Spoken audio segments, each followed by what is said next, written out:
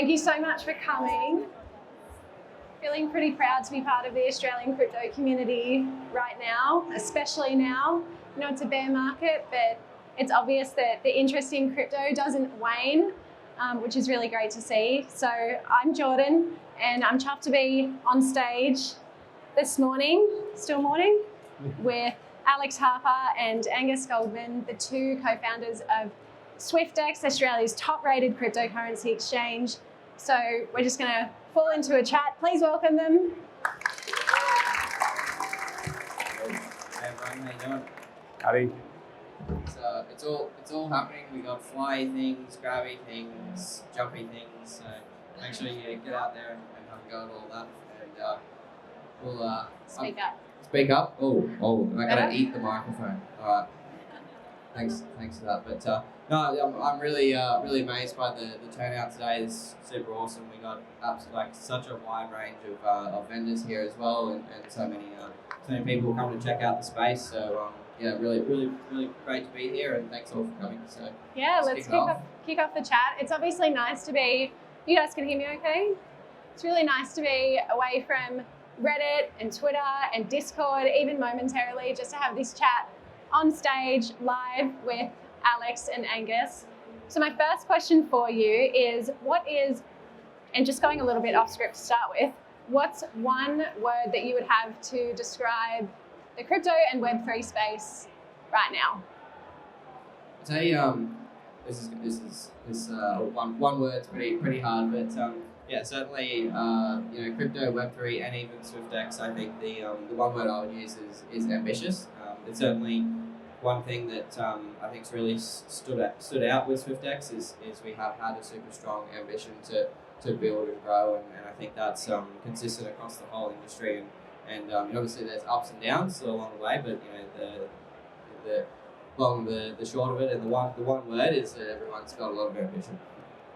And yeah, totally agree with that. I think I'd probably add on innovating. I think there's a lot of opportunities that we've got in front of us, and just need some people out there with the ideas and really drive for those projects, get them off the ground. Yep, absolutely. And one word you would use to describe each other? Alex, you can go first. I can't use one word, but I do often refer to Angus as a supercomputer on legs. So I think I'd have to go with visionary, ideas man all the time. It's a good combo. Yeah. So when did you guys meet? We're just going to dip into a little bit of background story. When did you guys meet, and who came up with the idea to start Swyftx? Well, I'll start off with where we met. So we've got to go back about a decade now, 10 or 11 years. We were both in high school. That's like 30% of our lives, bro. Oh, getting old. And so, yeah, we met at a computer science camp that was hosted in University of Sydney. And we happened to be roommates. We both rocked up. We were like, oh, geez, who's this other bloke that we're going to be in the same dorm together? But fortunately... Nerds don't like socialising. No. But fortunately, yeah, it was a great success from day zero. And yeah, from there, we just kind of always kept in touch. And yeah, I got into crypto in 2013. Dogecoin on Reddit was my intro into it. And yeah, started learning the ways, loved the technology, interested in the financial aspect of it. And then fast forward a couple of years, 2017, and Alex got interested in diversifying his investments. Yeah. You might say Angus was the original Elon Musk. This guy was selling Dogecoin, back before it was cool. So yeah, look, in 2017, I started investing in crypto, and I knew a guy who knew a thing or two about crypto, and so I caught up with Angus, and he basically showed me how to do it, and we started investing and trading, and then we realized that there was this huge price discrepancy between crypto in Australia and crypto overseas. So we started arbitraging, which is actually, I think, a pretty similar story to Sam from FTX.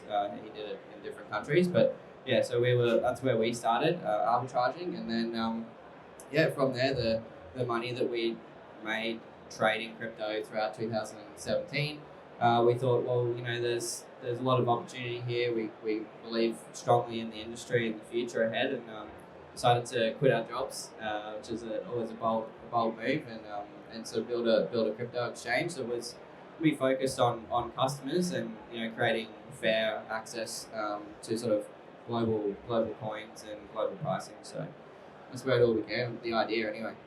Yeah, and I mean, I guess maybe some of you guys in the room can relate to stepping out and doing something bold and brave and starting your own company.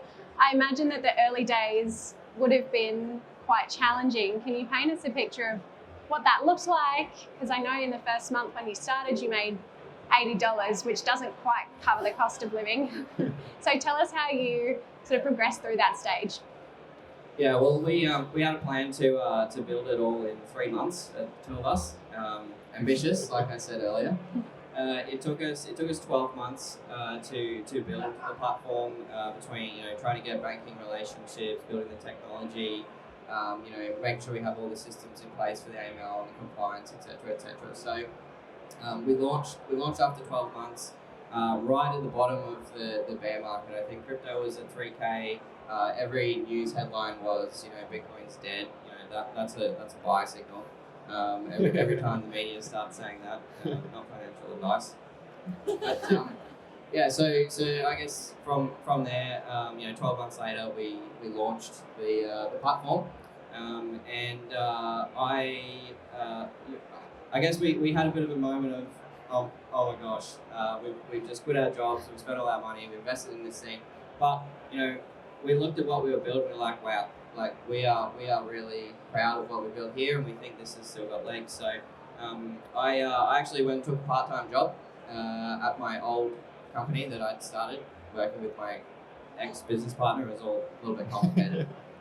But we're still best mates, and he's now head of our IT department at Swyftx, so these things all go around. Anyway, so from there, I just lost my train of thought. So working part-time job. Yes, that's right. Yep. And Angus stayed at home and cared for the platform and scaled it up. Building it. Yeah. Yeah. Realistically, we always saw that there was a lot of opportunity in the problems that we were solving. Like, it was the same ones that we faced while we were doing our arbitration or just even general trading before that point. And so we knew that there was still a demand out there, regardless of what the markets were doing at the time. And I think that's like resilience is probably the word that sums it up. Is you've really got to be focused on what you're trying to solve, knowing that is actually solving a problem, and I guess then implementing that. You've got to deliver the product. We've never taken on investment, so it's always been revenue first. We've got to make sure that what we're delivering is driving value to customers, and that then allows us to continue to grow the product without all the aspects related to that. It's a pretty powerful thing, I think, when you start something new and, you really see the value and potential in your idea and you stuck with it. And, Alex, you mentioned that you guys sort of started it, in the bear market when Bitcoin wasn't doing so well. And obviously you saw something in the space that the majority of people didn't. What was the one thing that kept you going in the beginning? Did you know that it was going to rally back up? Did you have faith in the technology? What was it about the space that kept you there and engaged? Yeah, well, I guess certainly we were definitely confident the platform we built was solving the problems that we ourselves had experienced, sort of like what Angus just spoke to, and so it was also obvious to us as well that as tech people, I guess, and the future of crypto and blockchain technology was only just getting started, and even today it's still such an innovative landscape, and there's so much new stuff. You look at what's happened just in the last sort of 12 to 18 months. There's been so many things achieved, and some failures as well. But that's what that's how the industry, and that's how anything that's new builds, grows, and learns. So, yeah, and the space does absolutely need the time to kind of fail and evolve and recover, because it is so new. I find being in the space, I find family barbecues particularly challenging at the moment. I wouldn't say crypto's the most spoken about topic amongst my family, at least. And I know that, maybe a few of us struggle with talking to friends and family about it and getting their buy-in to the space. When you're sitting on the other side of that and you can see the potential and, it's very exciting, but not everyone feels the same way. And I know, Alex, you have a pretty interesting story about your grandmother when you first started Swyftx. How did your family react to you quitting your job and sort of pursuing Swyftx? Yeah, I think that's the classic, what does your mum think about, or what does your mum think you do? So yeah, I think we definitely, like I said earlier, we were bootstrapped, and it took us sort of 6 months of me working part-time and Angus focusing on the business to get it to a point that was profitable. It's pretty much selling my car and making it work. That's how you need to bootstrap a business. You got to do absolutely everything. And so my grandma, who's an avid anti-gambler, bought me a lottery ticket and said, "You're probably going to need this." That was for Christmas. And it's like, thanks, Grandma. It didn't win, unfortunately. I don't think it even didn't even pay for itself. But 12 months later, Grandma's still insistent that that I just do magical stuff, and that the lottery ticket actually did win, and I didn't tell her. So yeah, I think talking to the family, I think the biggest thing that I see, specifically talking to my parents, is around just that knowledge piece. Like, definitely not the investment class for everyone. It's not the technology layer for everyone. All those uses, but knowing about them is what is key, in my opinion. You have to be able to understand the product, be aware of what's being developed in the space, and then you can make educated decisions whether you want to partake in it, whether you want to contribute to it, all that kind of aspect. So, I've definitely had many evenings talking with my family and trying to explain the broader concepts of blockchain and like the technology itself. So yeah. Yeah, absolutely. I'm sure we all have our own stories about how our family reacts. yeah, I think the summary of it is they totally get it and they 100% know what we do. Do they? No. So obviously we're in a really rough space, time in the market at the moment. I think cryptocurrency is almost like a little bit of a toddler that's trying to find its first steps and constantly is being knocked over by forces, some of them beyond its own control. But what are you seeing right now among Aussie investors? How are people reacting to the bear market based on, what activity you're seeing working on the other side? Yeah, great question. So look, there's certainly a few interesting trends that we see. So, for example, we still have hundreds of thousands of monthly active users logging into the platform, engaging with us. Obviously, trading activity is down, investor confidence is down. We are in a crypto bear market. We're also in very difficult times across the world with all sorts of things happening. So it's completely understandable that investor confidence is at a lower point at the moment. But we still are regularly signing up new users every single day. There's people constantly investing. Obviously, there's been a lot of interest in the ETH merge recently. We have the largest amount of Bitcoin we've ever held, even though we are in a bear market, because people are buying Bitcoin for their long-term interests, and the market goes down, people will buy more. So we do have a very strong flow of buy orders over sell. So it's just an accumulation over time, and people looking for the long term. So definitely some diamond hands, still active interest. 100%, yeah. That's good to see. If anyone else sells, what about you, Angus? What's your take on sort of what people are doing, how they're reacting to the news? And I guess maybe a message for people who are doubtful and feeling a little bit nervous. What would you sort of say to them? Well, we kind of touched on it already. I think through a lot of the answers here. As with any kind of new technology or new financial product or that kind of thing, there's always going to be that that adolescent period as it's going through there, and that obviously attracts a lot of volatility and uncertainty, and just like the market itself, I personally believe it will progress further, and particularly the technology underlying it. So I see a very, very strong future, particularly as infrastructure and it being building blocks that enables other things to operate on top of. And it's kind of like the same thing as the internet, where you've got all this kind of underlying technology, which really not many people understand and know about it, but you use it every day, and it's part and parcel of every single daily habit. And so I really see there's a lot of potential opportunity there for it to grow into it. Yeah, absolutely. And the way that I heard someone describe it a while ago was, when the internet first came about, we had to, it took decades or sort of a while for that to come about because, we had to develop the hardware that hosted the internet, and that was a laborious activity, but cryptocurrency is all software based. We already have the hardware in place that enables the internet and that connectivity. And so probably a reason why the space just moves at such a rapid pace, and sometimes quite difficult to keep up with, all the innovation happening. But it's happening, it's there, we know it's there, we can see it, especially when you're on the inside, and really sort of part of the space. Yeah, I think the future that Angus is talking to here is that people will be interacting and using and benefiting from blockchain technology without even really understanding or knowing that they are. I don't know which comedian it was, but it was quite a funny quote, sort of saying, imagine being an alien and sort of explaining that we have the knowledge of the world in the palm of our hand. We use it to look at cat memes, and it's just like, it's a bit of a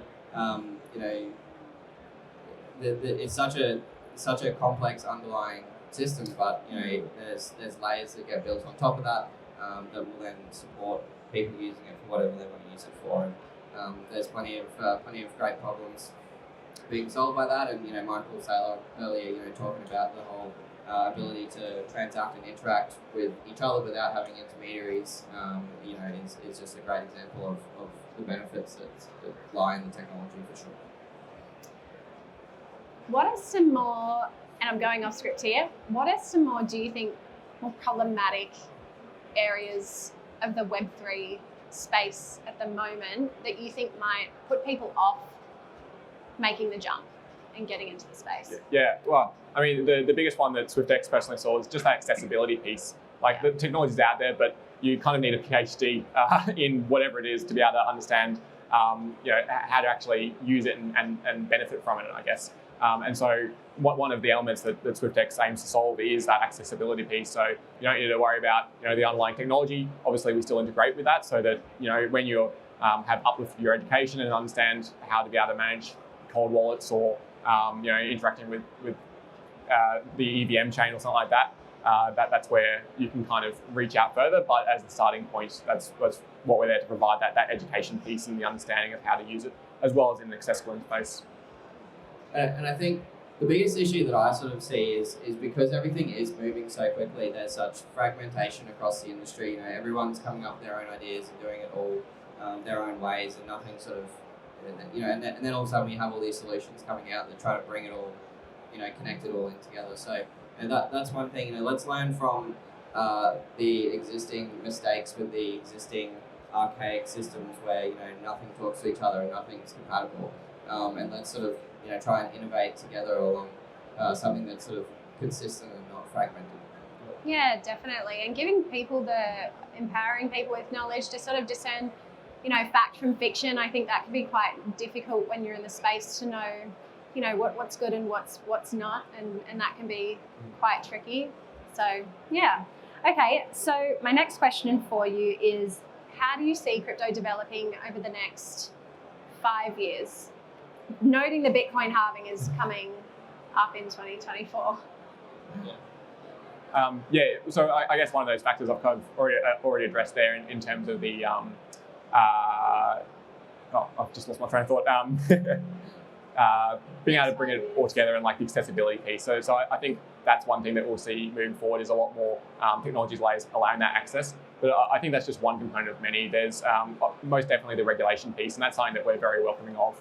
We've already tried. We're leading that charge and keeping those relations open with the regulators, and we see that as a net benefit for everyone in the industry. For consumers, it's protection. For people in the industry, it's around understanding where we should do stuff and knowing where it's black and where it's white, and then understanding the path to be able to tread in there. Further to that, I think there's a lot more opportunity for consolidation as well. As Alex mentioned, there are a lot of projects out there, and to someone outside of a specific project, it's kind of like not being able to see the forest for the trees. And so I think there's a lot of opportunity for that consolidation to occur, for projects to merge, to be able to bring those values together, unified interfaces or whatever it is, or a single location where you need to do those kind of things. So yeah. And I mean, let's be real, Bitcoin's not dead. It's not going anywhere. And you know, I got a lot of confidence in the industry, the technology that's being developed. You know, it will continue to cycle, in my opinion. You know, we'll go through a period and it'll return, and then it'll go down, and then it'll return, and it'll keep doing it. And as the industry matures, and as more people get involved, like we see with pretty much every other existing market in the world, there will, you know, become less volatility, more stability, and better applications. So it's just going to keep maturing, and yeah, 100% back that, and we're here for the ride. Yeah, and I think that, you know, one of the biggest pain points is the user experience, especially within the decentralized finance world. It can be quite intimidating and challenging, and, you know, sort of navigating that. I mean, speaking from my personal experience as someone who has, you know, not a technical background, has been quite challenging. And so I think that, you know, as we see that space really make leaps and strides, it'll definitely bring more people in. And I think there's a lot to be said for a really great UX experience. Obviously, the Swyftx app is very good at that. And my last question, or one of my last questions for you, is, do you have a piece of non-financial advice that you would give to your crypto investors and people who love the Swyftx community? Yeah, 100%. I think you know, with any sort of volatile market, you know, it's important to take a sensible and risk managed approach to your investment. We have probably, you know, one of my favorite features of the platform that is massively underutilized, and it's actually an area of focus for our team over the next sort of 3 to 6 months, is our sort of dollar cost averaging or recurring order function within the platform. You know, it's how I invest, and you know, it enables you to sort of average out the volatility of the market. You sort of, and it removes the emotion of investing. You know, people who invest emotionally buy high and sell low. So if you can remove the emotion, if you can commit to a plan, decide how much you want to invest, and then pick a period of time in which to do it, then you know that's sort of the approach that I think we'd love to see a lot more of our customers take. Yep. Sums it up? Yeah, sums it up indeed, yeah. And finally, is there any one crypto project, or I guess area of the space, that you're excited to see grow, and what is that? Whether it's a particular project or type of project? I think for me, it's a bit of a, stablecoins is effectively the short and sweet of it. I think there's a lot of, you know, we talk about the decentralized aspect of cryptocurrency, and that's all well and good, but it needs to be able to connect in and interrupt with traditional markets as well. And I see stablecoins as being quite a utility piece for that connection, and that also enables a lot of other things like the adoption and that kind of aspect of it. It eases into the market and provides that interface between two otherwise separate areas of I guess, finance.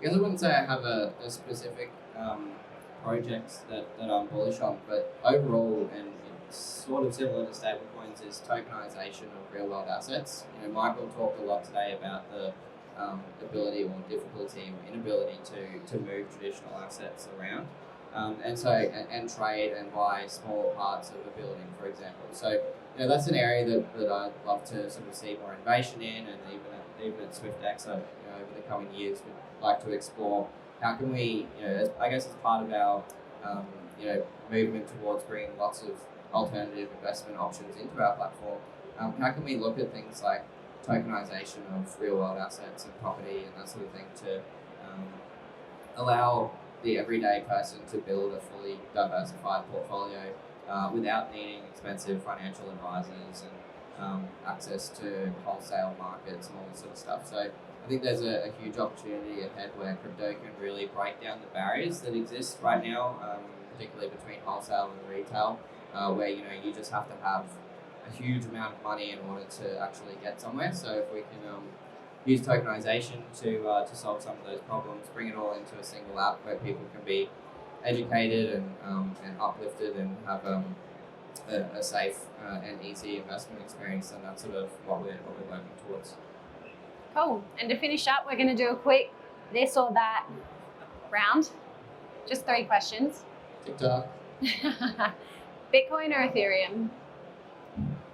I'd have to say, look, I'm bullish on both, but if you look at my portfolio, Bitcoin is definitely the leading holding there. So I guess that makes me a Bitcoin maxi. For me, Ethereum, a tech guy, but the EVM and the kind of the opportunities that provides, I love it. Yep. Elon Musk or Richard Branson? I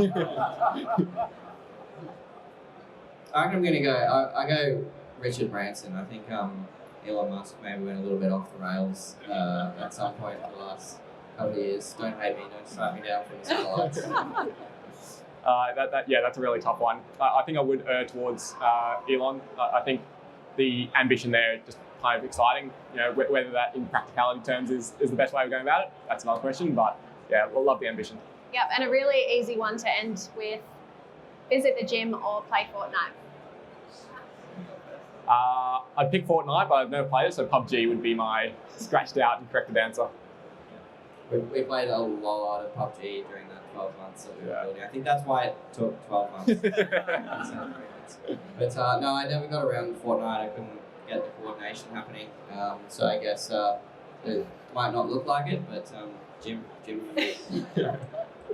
Thank you guys so much for your time. Really appreciate it. Love the conversation we were able to have today. Thanks, guys. Thanks, Jordan. Thank you.